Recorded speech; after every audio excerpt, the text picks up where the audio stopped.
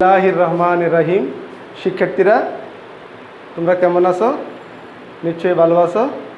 আজকে আমি আলোচনা করব নবম দশম শ্রেণীর জীববিজ্ঞান তৃতীয় অধ্যায় কোষ বিভাজন। সবাই প্রস্তুত হয়ে নাও। আজকে আমরা কোষ বিভাজন সম্পর্কে আলোচনা করব। এই কোষ বিভাজনে প্রথমে আমাদের জানতে হবে কোষ কি। কোষ হলো জীবদেহের গঠন ও কাজের এককে বলা হয় কোষ, অর্থাৎ প্রত্যেক জীবই কোষ দ্বারা গঠিত। এই জীব ক্ষুদ্র হতে পারে, আবার বৃহৎ হতে পারে। ক্ষুদ্র জীবও কোষ দ্বারা গঠিত, বৃহৎ জীবও কোষ দ্বারা গঠিত। তবে পার্থক্য হলো ক্ষুদ্র জীবে কোষের সংখ্যা কম আর বৃহৎ জীবে কোষের সংখ্যা বেশি। অষ্টম শ্রেণীতে তোমরা পড়েছ কোষ বিভাজন তিন প্রকার: অ্যামাইটোসিস, মাইটোসিস এবং মিয়োসিস। অর্থাৎ অ্যামাইটোসিস কোষ বিভাজন প্রক্রিয়াটা নিম্ন শ্রেণী জীবে হয়। আর নবম দশম শ্রেণীর কোষ বিভাজন অধ্যায়ে কোষ বিভাজন এখানে দুইটা অংশে আলোচনা করেছে। একটা হলো মাইটোসিস এবং একটা হলো মিয়োসিস। এই মাইটোসিস এবং মিয়োসিস কোষ বিভাজন সম্পর্কে আজকে আমরা এখানে আলোচনা করব। এই মাইটোসিস কোষ বিভাজন একটি ধারাবাহিক প্রক্রিয়া, অর্থাৎ একটা অংশ শেষ হলে আরেকটা অংশ শুরু হবে। মাইটোসিস কোষ বিভাজনের দুইটি অংশে ঘটে। একটাকে বলা হয় ক্যারিওকাইনেসিস, একটাকে বলা হয় সাইটোকাইনেসিস। ক্যারিওকাইনেসিস বলতে বোঝায় মাইটোসিস কোষ বিভাজনের নিউক্লিয়াসের বিভাজনকে বলা হয় ক্যারিওকাইনেসিস। আর মাইটোসিস কোষ বিভাজনে নিউক্লিয়াস বিভাজন সম্পন্ন হওয়ার পরে যেই বিভাজন ঘটে তাকে বলা হয় সাইটোকাইনেসিস। অর্থাৎ ক্যারিওকাইনেসিস এবং সাইটোকাইনেসিস দুইটি সমন্বয়ে মাইটোসিস কোষ বিভাজন সম্পন্ন হয়।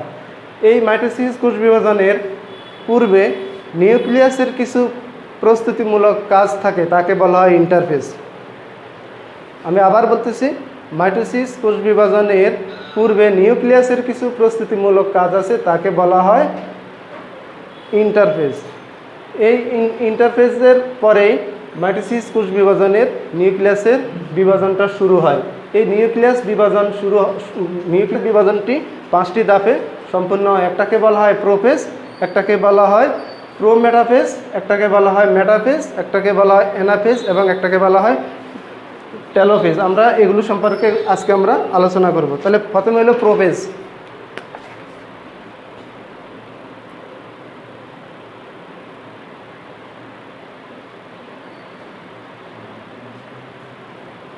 প্রোফেজ,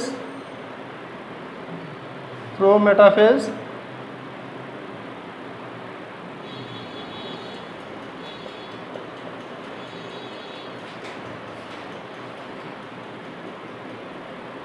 মেটাফেজ, অ্যানাফেজ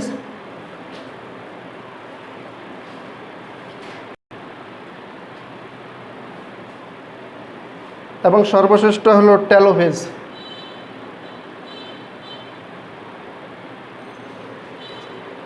প্রথমে হলো প্রোফেজ, অর্থাৎ মাইটোসিস কোষ বিভাজনের যেই 5টি ধাপে সম্পন্ন হয় এর মধ্যে প্রথম অংশের নাম হলো প্রোফেজ। এই প্রোফেজ ধাপে কোষের নিউক্লিয়াসটা আকারে সামান্য একটু বড় হয়, আর নিউক্লিয়াসের ভিতরে যে ক্রোমোজোমগুলো আছে এই ক্রোমোজোমগুলো পানি ত্যাগ করে খাটো এবং মোটা হয়। পানি ত্যাগ করে খাটো এবং মোটা হয়। যেমন এই একটা নিউক্লিয়াস, এই নিউক্লিয়াসের এটাকে বলা হয় নিউক্লিওলাস, আর এগুলোকে বলা হয় ক্রোমোজোম।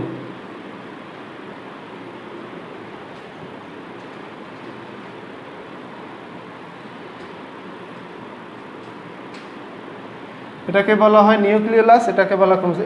এই ধাপ অর্থাৎ প্রোফেজ ধাপের ক্ষেত্রে এই ক্রোমোজোমগুলো পানি ত্যাগ করে খাটো এবং মোটা হয়, তখন তাদেরকে অণুবীক্ষণ যন্ত্রের সাহায্যে দেখা যায়। আর নিউক্লিওলাসটা আকারে একটু সামান্য বড় হয়। এটা হলো প্রোফেজ ধাপের অংশ। এই প্রোফেজ ধাপ যখন শেষ হবে তখন প্রোমেটাফেজ ধাপটা শুরু হবে। প্রোফেজ ধাপ শেষ হওয়ার পরে প্রোমেটাফেজ ধাপটা শুরু হবে। এই প্রোমেটাফেজ ধাপের ক্ষেত্রে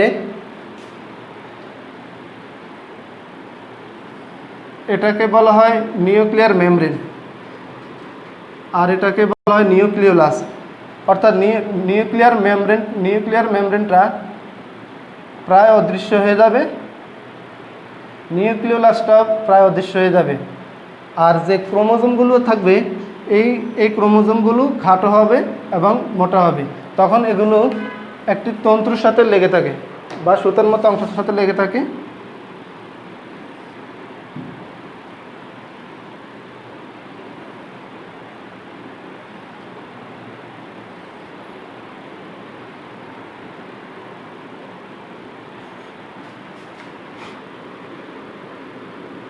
এটাকে বলা হয় সেন্ট্রোমিয়ার। ক্রোমোজোমগুলো সেন্ট্রোমিয়ারের সাথে লেগে থাকে।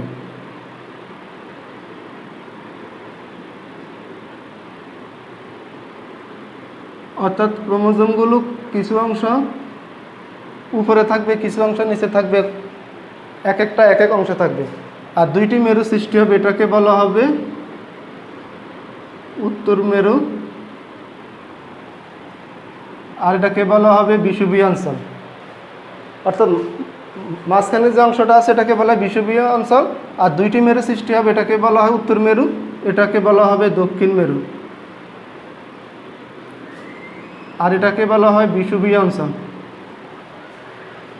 এখন এই ক্রোমোজোমের মাঝখানের যে অংশগুলোর সাথে এটাকে বলা হয় স্পিন্ডল তন্তু। এই প্রত্যেকটা অংশকে বলা হয় স্পিন্ডল তন্তু। স্পিন্ডল তন্তুর সাথে ক্রোমোজোমের সেন্ট্রোমিয়ার অংশটা, অর্থাৎ এইটাকে বলা হয় সেন্ট্রোমিয়ার। সেন্ট্রোমিয়ার অংশের মধ্যে ক্রোমোজোমের অংশগুলো এখানে যুক্ত থাকে, এটাকে বলা হয় সেন্ট্রোমিয়ার। সেন্ট্রোমিয়ারের সাথে স্পিন্ডল তন্তু যুক্ত থাকবে এবং এই যুক্ত থাকা অবস্থায় যে মেরুটা সৃষ্টি হবে এটাকে বলা হবে এটাকে বলা যে ধাপটা হবে এটাকে বলা হয় প্রোমেটাফেজ। এই প্রোমেটাফেজের মধ্যে আমি আগেই বলছিলাম এখানে নিউক্লিয়ার মেমব্রেন থাকবে। এই নিউক্লিয়ার মেমব্রেনটা অদৃশ্য হয়ে যাবে আর ভিতরে নিউক্লিওলাসটা আস্তে আস্তে অদৃশ্য হয়ে যাবে। অর্থাৎ এই ধাপে এই স্পিন্ডল যন্ত্রের সৃষ্টি হয়। আর সবগুলোকে বলা হয় স্পিন্ডল যন্ত্র, আর প্রত্যেকটাকে বলা হয় স্পিন্ডল তন্ত্র বলা হয়। এটাকে বলা হয় প্রোমেটাফেজ ধাপ। প্রোমেটাফেজ ধাপের পরে মেটাফেজ ধাপ শুরু হবে।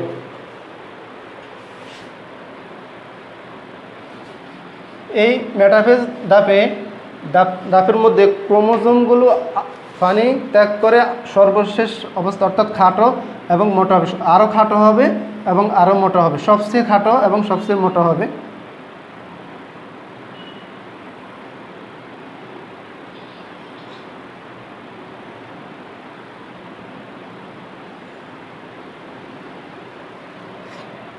আর এই ক্রোমোজোমগুলো সবগুলো বিষুবীয় অঞ্চলে চলে আসবে, এটাকে বলা হয় বিষুবীয় অঞ্চল। অর্থাৎ সেন্ট্রোমিয়ারগুলো বিষুবীয় অঞ্চল বরাবর চলে আসবে ক্রোমোজোমগুলো সহ, এটাকে বলা হয় মেটাফেজ ধাপ।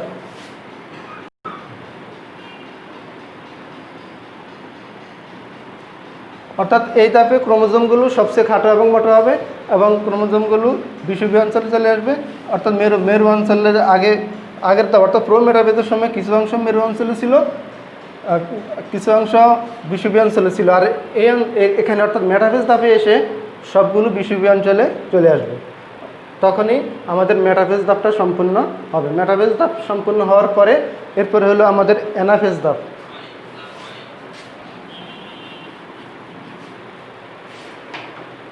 অ্যানাফেজ ধাপটা একটু দেখে নাও।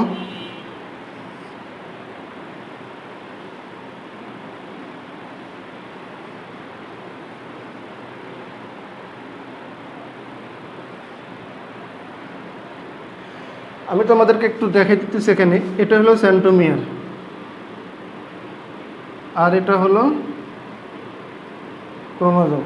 এই সেন্ট্রোমিয়ারটা মাঝ বরাবর ভাগ হয়ে যাবে। ভাগ হয়ে গেলে ধরো এই অংশটাকে দেখা যাবে এইভাবে, আবার ডান দিকের যে অংশটা আছে ডান দিকের অংশটা হয়ে যাবে এবার, অর্থাৎ সেন্ট্রোমিয়ার বরাবর দুই ভাগে বিভক্ত হয়ে যাবে।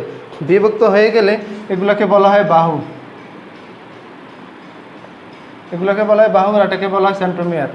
তখন সেন্ট্রোমিয়ার যখন বিভক্ত হয় তখন এটাকে বলা হয় ক্রোমাটিড। অর্থাৎ ক্রোমোজোমগুলো বিভক্ত হয়ে ক্রোমাটিড গঠন করে, ক্রোমোজোমগুলো বিভাজন হয়ে ক্রোমাটিড গঠন করে। এই ক্রোমোজোমগুলো তখন তখন পরস্পর অর্থাৎ বাহুগুলো পরস্পর বিকর্ষণ করার কারণে এই এই ক্রোমোজোমের একটি অংশ উপরের দিকে চলে যাবে, গিয়ে বাহুগুলো নিচের দিকে মুখোমুখি থাকবে, আবার আরেকটি অংশের একই অবস্থা উপরের দিকে চলে যাবে, আর এই অংশেরটা উপরে আবার এই অংশটা আবার নিচে, এই দিকেও ঠিক একই অবস্থা।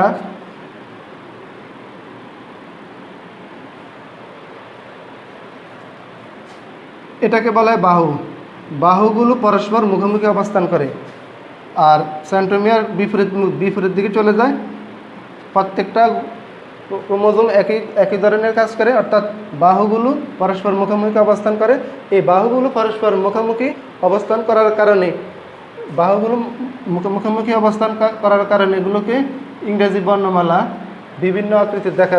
এই ক্রোমোজোমগুলোকে কোনোটা দেখা যায় বিয়ের মতো, কোনোটা দেখা যায় এলের মতো, কোনোটা দেখা যায় জের মতো, কোনো ক্রোমোজোম দেখা যায় আইয়ের মতো, অর্থাৎ এগুলো বিভিন্ন নামকরণ আছে।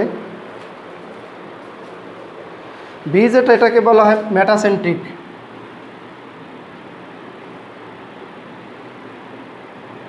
আর এল যেটা, এটাকে বলা হয় সাবমেটাসেন্ট্রিক।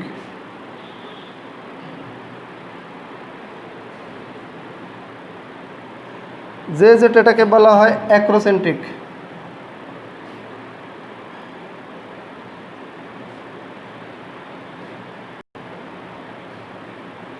আই যেটা, এটাকে বলা হয় টেলোসেন্ট্রিক।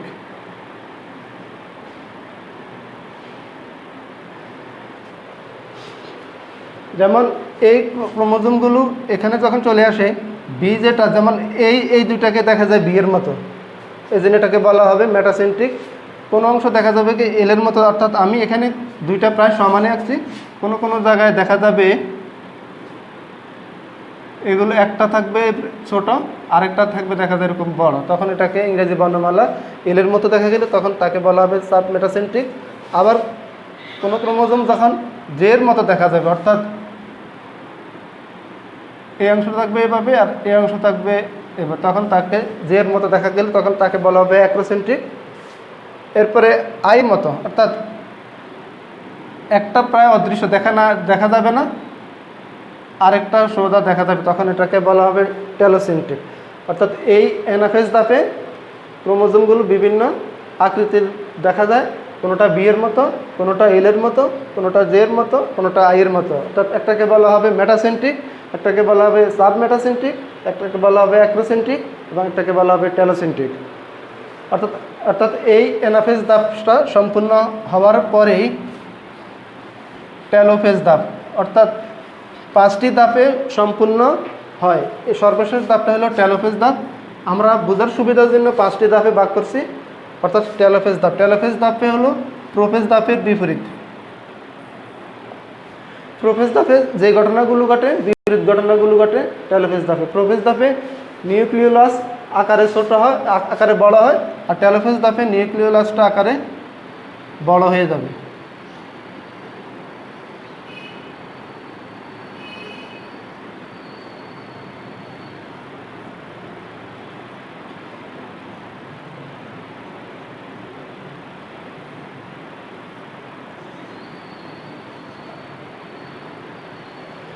অর্থাৎ টেলোফেজ ধাপে এই ক্রোমোজোমগুলো যখন পানি গ্রহণ করবে, এই ক্রোমোজোমগুলো যখন পানি গ্রহণ করলে তখন এই ক্রোমোজোমগুলো তখন আরও সরু এবং লম্বা হবে এবং এই নিউক্লিওলাসটা বিভক্ত হয়ে 2 ভাগে বিভক্ত হয়ে যাবে। তখন সরু এবং লম্বা হলে এটা 2টি অংশে বিভক্ত হয়ে যাবে। বিভক্ত হওয়ার কারণে এটাকে বলা হয় টেলোফেজ ধাপ। এই টেলোফেজ ধাপটা হলো ক্যারিওকাইনেসিস পর্যায়ের সর্বশেষ অংশ, অর্থাৎ টেলোফেজ ধাপ হলো ক্যারিওকাইনেসিস পর্যায়ের সর্বশেষ, অর্থাৎ নিউক্লিয়াসটা 2টি অংশে বিভক্ত হলো। আর নিউক্লিয়াসটা 2টি অংশে বিভক্ত হওয়ার কারণটাকে বলা হয় ক্যারিওকাইনেসিস, অর্থাৎ নিউক্লিয়াসের বিভাজন। অর্থাৎ নিউক্লিয়াসের বিভাজন যখন শেষ হবে তখন সাইটোকাইনেসিস অর্থাৎ সাইটোপ্লাজমের বিভাজন শুরু হবে। এই সাইটোপ্লাজমের বিভাজনে এই সাইটোপ্লাজম বিভাজনে এটাকে বলা হয় নিউক্লিয়াস, আর নিউক্লিয়াসের বাইরের এই অংশটাকে বলা হয় সাইটোপ্লাজম। এই সাইটোপ্লাজম বরাবর এখানে একটা বাঁধ সৃষ্টি হয়ে দুইটি অংশ আলাদা হয়ে যাবে। উপরের অংশে একটা নিউক্লিয়াস সৃষ্টি হবে, এই মাঝ বরাবর যখন ভাগ হয়ে যাবে তো নিচের অংশে আরেকটা নিউক্লিয়াস সৃষ্টি হবে। এই দুইটা নিউক্লিয়াস সৃষ্টি হবে, অর্থাৎ ক্যারিওকাইনেসিস পর্যায়টা সম্পূর্ণ হওয়ার পরে সাইটোকাইনেসিস পর্যায়ে সম্পূর্ণ হওয়ার ফলে দুইটি নিউক্লিয়াস আলাদা হয়ে যাবে, অর্থাৎ দুইটি নিউক্লিয়াস সৃষ্টি হবে। তাহলে আমরা এই থেকে বুঝতে পারি মাইটোসিস কোষ বিভাজন পর্যায়ে একটি কোষ থেকে দুইটি কোষ উৎপন্ন হবে এবং এই দুইটি কোষের মধ্যে প্রত্যেকটা কোষে আলাদা আলাদা নিউক্লিয়াস অবস্থান করবে। এখন আমাদের জানতে হবে মাইটোসিস কোষ বিভাজনের গুরুত্ব। মাইটোসিস কোষ বিভাজনের গুরুত্ব, মাইটোসিস কোষ বিভাজন আমরা জানি এই পৃথিবীতে অসংখ্য উদ্ভিদ এবং প্রাণী আছে। এই অসংখ্য উদ্ভিদ এবং প্রাণী একটা নির্দিষ্ট বয়স থেকে আস্তে আস্তে বৃদ্ধি পেতে পেতে বৃহৎ জীবে পরিণত হয়। ছোট একটি গাছের কোষের সংখ্যা থাকে কম, যখন এই গাছটা বৃহৎ আকারে পরিণত হয় তখন কোষের সংখ্যা আস্তে আস্তে বাড়তে থাকে। এই কোষের সংখ্যা বাড়ার কারণটা হলো মাইটোসিস কোষ বিভাজন। এই মাইটোসিস কোষ বিভাজনের কারণে একটি ক্ষুদ্র জীব বৃহৎ জীবে পরিণত হয়। প্রাণীর ক্ষেত্রেও ঠিক একই অবস্থা, কোষ বিভাজনের কারণে একটা জীব ক্ষুদ্র থেকে আস্তে আস্তে বৃহৎ জীবে পরিণত হয়, অর্থাৎ কোষের সংখ্যা দিন দিন বাড়তে থাকে। মাইটোসিস কোষ বিভাজনে একটি কোষ থেকে দুইটি কোষ উৎপন্ন হয়। আর এই মাইটোসিস কোষ বিভাজনে এই মাইটোসিস কোষ বিভাজনে ক্রোমোজোমের নিউক্লিয়াস এবং ক্রোমোজোম একবার করে বিভাজিত হয়। কোষের নিউক্লিয়াস এবং ক্রোমোজোম একবার করে বিভাজিত হয়, অর্থাৎ প্রত্যেকটাতে সমান সংখ্যক নিউক্লিয়াস এবং ক্রোমোজোম সৃষ্টি হয়। যেমন এই একটা নিউক্লিয়াস থেকে যখন দুইটা সৃষ্টি হবে,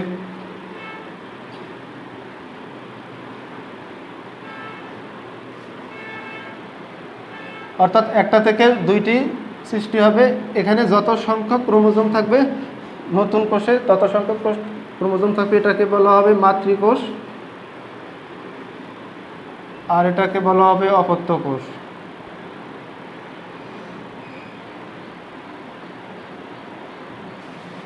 অর্থাৎ একটি মাতৃকোষ থেকে দুইটি অপত্য কোষের সৃষ্টি হবে, এটা হলো মাইটোসিস কোষ বিভাজন। অর্থাৎ একটি কোষ থেকে দুটি থেকে চারটি, চারটি থেকে আটটি, আটটি থেকে 16টি, এভাবে কোষের সংখ্যা বাড়তে থাকবে এবং জীবদেহটা আস্তে আস্তে বড় হতে থাকবে। এটাই হলো মাইটোসিস কোষ বিভাজন। এই মাইটোসিস কোষ বিভাজনের কারণে জীবের দেহ কোষে ক্ষতস্থান পূরণ হয়। একটা উদ্ভিদের কোনো অংশ কেটে গেলে এই কাটা অংশটা কয়েকদিন পরে দেখা যাবে কি ওই কাটা অংশটা আস্তে আস্তে ফিল আপ হয়ে গেছে বা ক্ষতস্থান পূরণ হয়ে গেছে।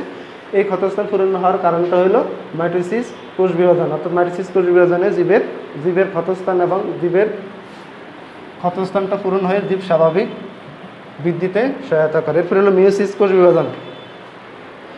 এই মিওসিস কোষ বিভাজন জীবের জনন কোষে ঘটে, অর্থাৎ জীবের জনন কোষের ক্ষেত্রে এই মিওসিস কোষ বিভাজন ঘটে। আমি একটু দেখে দিতেছি, দেখো তোমরা, দুইটি জনন কোষ, এখানে 2n সংখ্যক ক্রোমোজোম থাকবে। এই ক্রোমোজোম 2n সংখ্যক ক্রোমোজোম যখন মিওসিস কোষ বিভাজন ঘটবে তখন এই ক্রোমোজোম n সংখ্যক হয়ে যাবে, 2n থেকে n। একটাকে যদি বলা হয় স্ত্রী জনন কোষ, আরেকটাকে যদি বলা হয় পুংজনন কোষ। অর্থাৎ দুইটি জনন কোষে মিওসিস কোষ বিভাজনে ক্রোমোজোমের সংখ্যা অর্ধেক হয়ে যায়, 2n থেকে অর্ধেক হয়ে n সংখ্যক ক্রোমোজোম সৃষ্টি হবে। এই n সংখ্যক ক্রোমোজোম অর্থাৎ পুংজনন কোষের n এবং স্ত্রী জনন কোষের n, এই দুইটি যুক্ত হয়ে 2n গঠন করবে। এই 2nটা তাদের জনন মাতৃ কোষের সাথে মিল থাকবে, অর্থাৎ এই 2n এবং স্ত্রী জনন কোষের ক্রোমোজোমের সংখ্যা 2n, এই 2n এবং পুংজনন কোষের ক্রোমোজোমের সংখ্যা 2n। এই 2n হওয়ার কারণেই একটা জীব তার বংশ পরস্পরার তার মাতৃ জনকোষের সাথে মিল থাকবে এবং অক্ষুণ্ণ থাকবে। একটা জীব তারই দেখা যায় অনুরূপ আরেকটা জীব সৃষ্টি হবে। কারণটা হলো কি তাদের ক্রোমোজোমের সংখ্যা তাদের মাতৃ জননকোষের ক্রোমোজোমের সংখ্যার সাথে মিল থাকবে। তাহলে এভাবে মিওসিস কোষ বিভাজন ঘটে, অর্থাৎ মিওসিস কোষ বিভাজনে ক্রোমোজোমের সংখ্যাটা হ্রাস পায়। মাইটোসিসের ক্ষেত্রে ক্রোমোজোমের সংখ্যা সমান থাকে, নিউক্লিয়াসের সংখ্যা সমান থাকে, আর মিওসিসের ক্ষেত্রে ক্রোমোজোমের সংখ্যাটা কমে যায় এবং নিউক্লিয়াসের সংখ্যাটা ঠিক থাকে। এই জন্য মাইটোসিস কোষ বিভাজনকে সমীকরণিক কোষ বিভাজন বলা হয়, আর মিয়োসিস কোষ বিভাজনকে হ্রাসমূলক বিভাজন বলা হয়। এরপরে আমরা এবার দেখব মিয়োসিস কোষ বিভাজনের দুইটি ধাপে সম্পন্ন হয়। একটাকে বলা হয় মিয়োসিস 1, আরেকটাকে বলা হয় মিয়োসিস 2। অর্থাৎ মিয়োসিস 1 কোষ বিভাজনটা হবে মাইটোসিসের মতোই। অর্থাৎ এখানে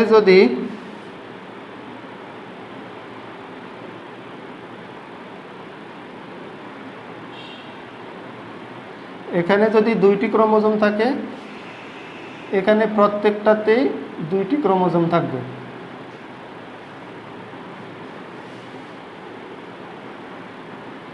অর্থাৎ মিয়োসিস 1 যেটা, এটা মাইটোসিস কোষ বিভাজনের মতোই ক্রোমোজোমের সংখ্যাটা সমান থাকবে, এটাকে বলে মিয়োসিস 1। এরপরে এই দ্বিতীয় অংশটা মিয়োসিস 2 অংশটার এখানে ক্রোমোজোমের সংখ্যা যা থাকবে, পরের অংশে ক্রোমোজোমের সংখ্যাটা কমে যাবে।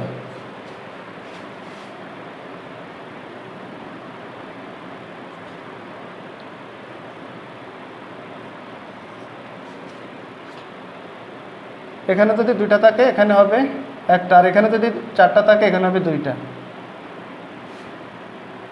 আচ্ছা, এখানে 4টা দিলে ভালো হবে।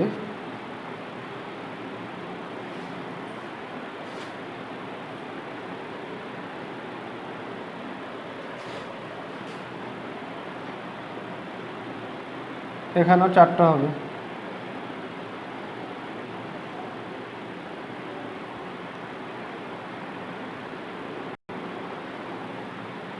আর এখানে এসে হবে ক্রোমোজোমের সংখ্যাটা হয়ে যাবে 2টা, ক্রোমোজোমের সংখ্যাটা কমে যাবে। মিয়োসিস 2 এসে ক্রোমোজোমের সংখ্যাটা কমে যাবে। অর্থাৎ এখানে সর্বশেষ আমরা ধাপে যদি হিসাব করি, একটা থেকে 4টি কোষ উৎপন্ন হবে, এখানে ক্রোমোজোমের সংখ্যা ছিল 4টি, আর এখানে ক্রোমোজোমের সংখ্যা প্রত্যেকটাতে 2টি। অর্থাৎ ক্রোমোজোমের সংখ্যা কমে গেছে। এই ক্রোমোজোমের সংখ্যা কমে যাওয়াকে বলা হয় মিয়োসিস কোষ বিভাজন। আর মিয়োসিস কোষ বিভাজনের দ্বিতীয় ধাপে ক্রোমোজোমের সংখ্যা কমে যায়, আর মিয়োসিস কোষ বিভাজনের প্রথম অংশে মিয়োসিস 1-এ ক্রোমোজোমের সংখ্যা সমান থাকে, অর্থাৎ এটা মাইটোসিস কোষ বিভাজনের অনুরূপ। অর্থাৎ এই মিয়োসিস কোষ বিভাজনের কারণে জীবের জননকোষ যখন বিভাজন ঘটে, তখন তাদের পুংজননকোষ এবং স্ত্রী জননকোষ মিলিত হয়ে নতুন জীব যখন সৃষ্টি হবে, তখন তাদের জননকোষটা মাতৃজননকোষের সাথে মিল থাকবে। এরপরে হলো এই মাইটোসিস এবং মিয়োসিসের পার্থক্যটা তোমরা একটু বুঝে নিতে পারবা। যেমন মাইটোসিস কোষ বিভাজনে একটি কোষ থেকে 2টি কোষ উৎপন্ন হয়, মিয়োসিস কোষ বিভাজনে একটি কোষ থেকে 4টি কোষ উৎপন্ন হয়। মাইটোসিস কোষ বিভাজনে নিউক্লিয়াস এবং ক্রোমোজোমের সংখ্যা সমান থাকে, আর মিয়োসিস কোষ বিভাজনে ক্রোমোজোমের সংখ্যা কমে যায়। আর মাইটোসিস কোষ বিভাজন জীবের দেহকোষে ঘটে, আর মিয়োসিস কোষ বিভাজন জীবের জননকোষে ঘটে। এভাবে তোমরা পার্থক্যটা ভাষায় লিখবা। এবং এই মাইটোসিস কোষ বিভাজনের যে চিত্রগুলো আছে, এই মাইটোসিস কোষ বিভাজনের চিত্র এবং মিয়োসিস কোষ বিভাজনের যে চিত্র আছে, চিত্রগুলো ভালোভাবে তোমরা ভাষায় প্র্যাকটিস করবা। কারণ এই চিত্র সহ যদি তোমরা অ্যান্সার করতে পারো তাহলে ভালো নম্বর পাওয়া যাবে। আর আমি আমার ক্লাসের শেষ অংশে তোমাদেরকে একটা ভিডিও দেখানোর চেষ্টা করব, তোমরা ওটা ভালোভাবে দেখে নিবা আর বাসায় ভালোভাবে প্র্যাকটিস করবা, মনোযোগ দিয়ে পড়ালেখা করবা। অনলাইনে যে ক্লাসগুলো আছে, এগুলো বিভিন্ন বিষয়ের যে ক্লাসগুলো আছে, এগুলো ভালোভাবে লক্ষ্য করবা। কোনো সমস্যা হলে তোমাদের স্কুলের টিচারদের সাথে আলোচনা করে বাকি অংশগুলো তোমরা বুঝে নিতে পারবা। আমার এই অংশে যদি কোনো সমস্যা হয় তাহলে তোমরা কমেন্ট বক্সে জানাবা, আমি এটার উত্তরগুলো দেওয়ার চেষ্টা করবা। ঠিক আছে, সবাইকে ধন্যবাদ, সবাই ভালো থাকবা, খোদা হাফেজ। Mitosis. In this module, you will learn about mitosis. Mitosis is a process of cell division that makes possible regeneration of body parts. To elaborate, mitosis is the separation of nuclear chromosomes into 2 identical daughter nuclei. It is divided into 4 key phases. prophase, metaphase, anaphase, and telophase. An additional phase called cytokinesis occurs after the complete nuclear division. Before a dividing cell enters mitosis, it undergoes a period of growth and rest. This period is called interphase. In interphase, the genetic material of a cell increases. Prophase. During prophase, the chromatin condenses and becomes short and thick to form chromosomes. Each chromosome has two sister chromatids joined together at the centromere. The nucleolus disappears and the nuclear membrane starts to break down. The centrosomes, each with a pair of centrioles, move apart to the opposite poles, forming a spindle between them. Metaphase. During metaphase, microtubules of the spindle interact with chromosomes. This causes the chromosomes to move and align along the middle of the cell or the equatorial plate. Sister chromatids are held at the centromere, confirming the presence of protein structures called kinetochore at the surface. The kinetochore holds the chromosomes and attaches them to the spindle. Anaphase. During anaphase, the sister chromatids separate at the kinetochores, and the daughter chromosomes, along with the divided centromere, move towards the opposite poles as the microtubule shortens. The poles of the spindle also move apart and help to separate the chromosomes. As the chromosomes separate completely into two sets, one at each pole, anaphase is considered complete. Telophase. During telophase, the daughter chromosomes arrive at the pole and the chromatin starts to decoil. Also, the nuclei reform along with nucleoli. This triggers the reformation of the nuclear membrane.